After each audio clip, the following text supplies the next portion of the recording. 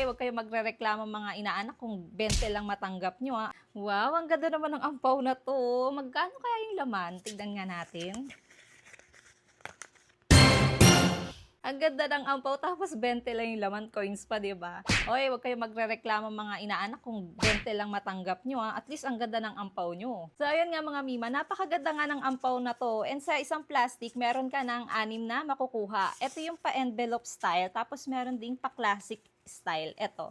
6 pieces din ito mga mima sa isang plastic. Napakaganda, 'di ba? Lalo-lalo na tong envelope style, oh. Ayan, oh. Matigas siya mga mima. Kaya naman pwede mo rin itong itago or mangolekta ka ng mga ganitong klaseng ampaw. Ang ganda, oh. For sure matutuwa yung pagbibigyan mo nito. Syempre iisipin niya, uy, ang ganda ng ampaw ko. Siguro malaki din yung laman. Pero kidding aside, kung bet nyo rin tong ampaw na to, napaka-affordable lang nito. Ngayon pa lang, umorder na kayo habang may stocks pa. Kasi ang bilis din maubos ng ganitong klaseng ampaw. Kaya go, nasa yellow basket ko lang to.